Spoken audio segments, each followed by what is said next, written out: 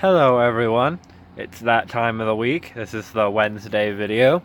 So for today's video I wanted to take a look at the heat mat shelf and kind of talk about the things I have going on there and once again discuss issues I'm having and successes I'm having.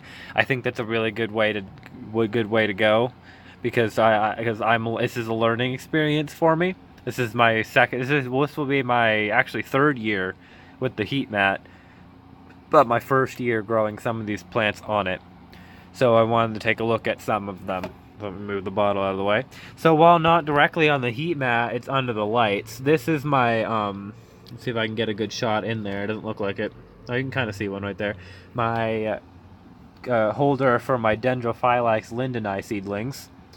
They're mounted to that cork slab with Spanish moss on it inside this little terrarium thing to keep any water from outside out, because I only want to water it with distilled water, and so I don't want anything with salts in it to get in, including from the mister. So I put it in this little container to seal it off. It's got air vents both in the top and along the bottom with the moss, just to make sure that it's not completely suffocating.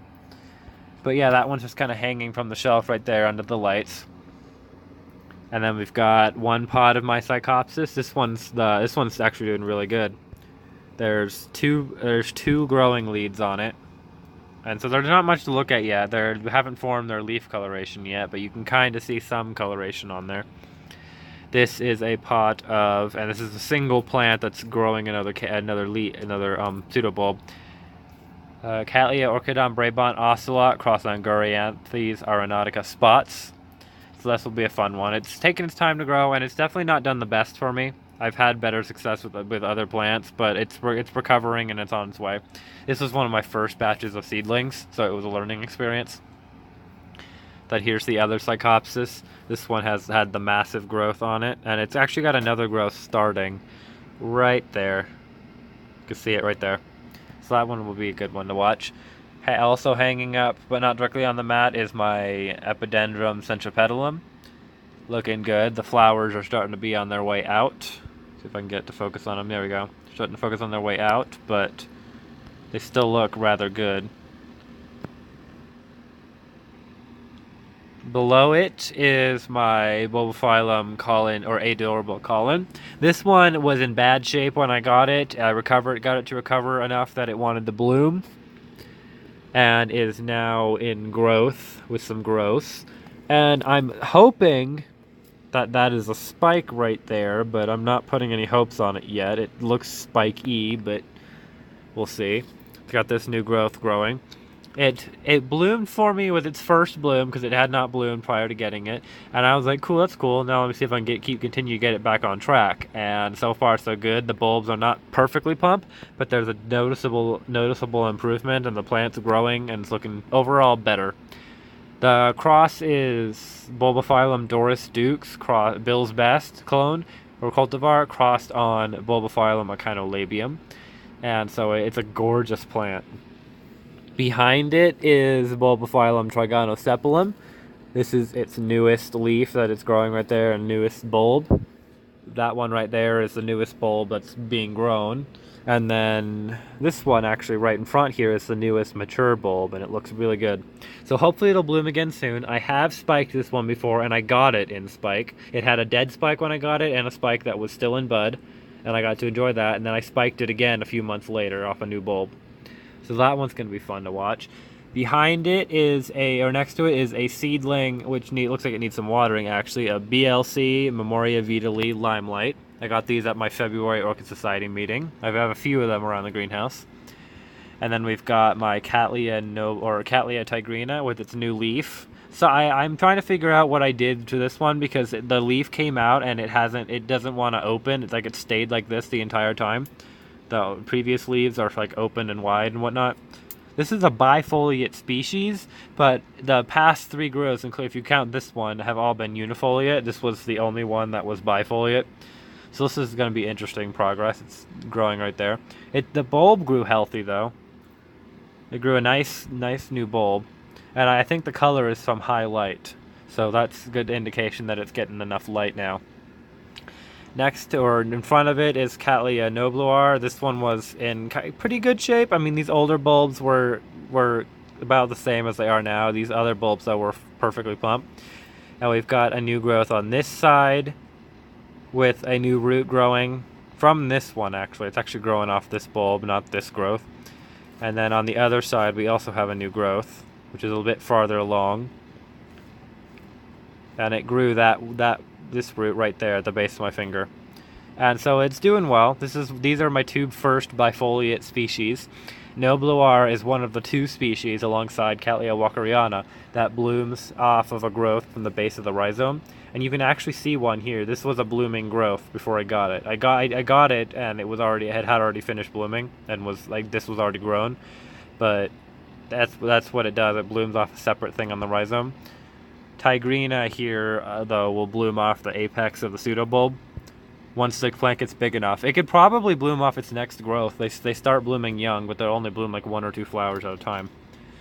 Behind it is my Maxillaria variabilis. This plant is blooming size, and it was in not in the best shape when I got it at my Orchid Society meeting, but I wanted to try it.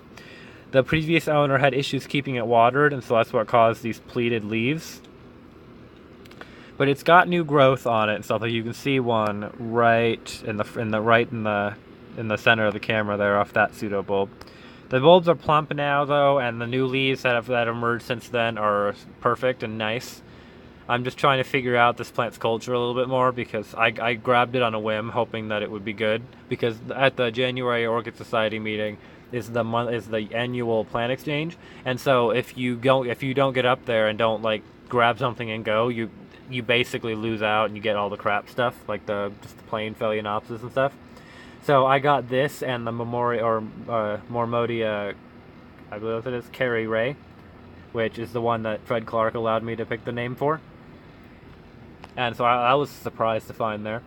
But then we've got Bulbophyllum Mean Kingdom Warriors up in front here. This is a newly matured leaf. This is a growth. This one, I don't know what's up with this one. It doesn't have pests. I checked it over a million times, yet this growth is small and got these spots on it. So we'll see. It's just starting to finish up its blooming though. If you can see there, it's got a flower.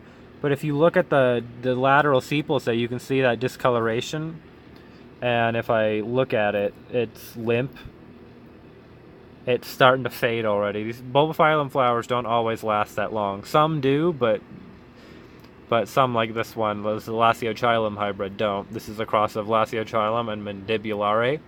And it's a gorgeous plant, gorgeous flower. It's a small grower. This one too was not in the best shape when I got it, but I managed to get the new bulbs and stuff to grow in fine, and the older bulbs they're still somewhat wrinkled, but they're not as bad as they were. So these were success stories. I picked these up on my Orchid Society, and they were chance growings, but I was pleased with both of them. And then right here, not much to look at yet, but I hope they will grow because this is my first year successfully overwintering them. These are just Venus flytraps. I followed the fridge method that a friend suggested I try. And so I've got, like, these are the traps that made it through. This one's a new one that was growing. I'm waiting to see if it will finish growing or not, but it looks like it might actually because it's starting to unfurl the teeth. And then these were pots. This is a pot of little babies. So you can see how the older ones are dying, and hopefully we'll get some new ones in there. This is an older one that was dying too. And then behind it is my Bulbophyllum Elizabeth Ann Buckleberry. I don't know what I'm doing with this one, to be entirely honest, because like some people have theirs plump, some of them aren't. The bulbs are not plump. Mine's like the leaves are fine, and like this is a nice new growth that it was growing, and it's still working on it right there, as you can see. But like the leaves are perfect, in perfect shape, but the pseudobulbs almost immediately after I got it wrinkled up like that. And yet the plant's growing fine. It grew this fantastic new growth. It's working on this one right here. Got some new roots coming out. I don't know. If someone knows this hybrid, please do let me know and know what I might be doing wrong, because it's growing well. It's just not looking well, and I don't quite understand that. And then hiding back in there, looking like it needs to be watered, is my little pot of Bulbophyllum longissimum. I put B by mistake. B is the shorthand for Brassivola, but it's Bulbophyllum longisepalum. And I had an emergency deflask of that, and it turns out there were only 3 plants, 2 of which survived. And so we're kind of working as we go along. The heat mat shelf is for the warmer growers and a lot of the bulbophyllum. As you notice, like a few of the plants on here are bulbophyllum because they're warmer growers. This one, Mean Kingdom Warriors, is actually sitting on top of a cup in its tray because I want it to be closer to the light, and that's when I started to notice that spike that's in bloom now. So we'll see how it continues to do. It's got some new growth coming out on some of the older bulbs. And so you can see, like, they're not all bad. Like this little one right here is nice and plump. So we'll see what happens. Like I said, both this one and the Adorable Colin are experiments that I kind of like. This one I purchased and tried and rescued successfully. This one I was gifted from a friend who won it in the raffle and realized he wasn't able to grow it well. So that one, like I said, first bloom for both of them. This one's actually a second bloom. This one, I got it the spike before, and the flower has improved a ton. Come on. Go. You can still kind of see it. It's not its prime anymore, but you can still kind of see it. It's a gorgeous flower. It smells like ketchup. It smells like ketchup. There's Mandibularis, Lepidorrhiza, and Lepidorrhiza bulbophyllum is the genre that tends to stink. But a couple others obviously do, like Fletcherianum and Bulbophyllum phalaenopsis, but it's mostly the Lepidorrhizas that do. And then Lasiotchilum is scentless in a couple of its forms, but then the dark form, I believe it's the dark form, is scented like strawberries. Or maybe it's the light form, I don't know, I mixed it up. I mean, it's kind of on, it's close to the heat shelf, but not directly on it. This is my Phalaenopsis bellina. It's got some Hausermans. I need to wipe the leaves again because they're already starting to get a build-up. It's got a new leaf growing on it. It's got this spike up front that it has, and then if I take it and flip it around, there's another spike. So we'll see if they grow. I'm hoping they do because I've been keeping the greenhouse on the warmer side, and bellina is a very warm grower. And I've always wanted one, so I had the chance because a friend gave me a gift card to Hausermans for helping her out, and I was so happy. So we'll see. But yeah, that's the heat mat shelf. It's what's going on, the experiments are going on, the problems I'm having. We'll see how it goes for sure. I definitely like the heat mat. It provides a gentle heat to the bottom of the pots. So it's not going to obviously raise the entire pot or plant's temperature up, but it provides a little bit of a gentle heat and keeps the whole area just slightly warmer than the rest of the greenhouse. It's a Ferrymore seedling grow mat. So you can find these at Lowe's. I bought mine for 25 bucks, and it is just phenomenal. You can see like it's 3 years old, so you can see like the mineral deposits on it. I need to give it a wipe down, and probably I might even do that tomorrow. But yeah, I've been going on over here. The bifoliates I'm super excited for. This one I repotted not too long ago and didn't lose any roots or have any root loss or anything because bifoliates are very picky about when you do it. The only reason I did was because it was potted in pure moss, and Nobler likes to dry out, and especially during the winter. So it's problematic, so I had to repot it. But it's doing good. They're all doing good. We'll definitely see how things go, and I'll be happy to update as we go along as well. Pretty soon here, I'm going to be doing the March greenhouse update for the month. I did February's rather late, but March probably.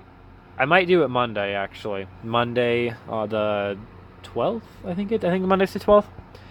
And so be sure to tune in on Facebook for that. I do it from the Rainbow Orchid Society orchid page on Facebook. And that's where I host it. I like to split it up, so I do most of my videos on my channel, and then I do the live streams in the group, because I can get live chat there. I have a lot more people that can see it there. Once the channel grows a bit more, I'll switch over to here and do it because I can do live streams on YouTube.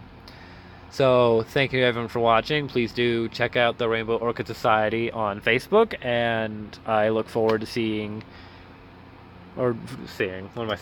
filming the next video on Friday. I do not know what it will be about yet, but you can look forward to it, and I bet it will be good, I hope.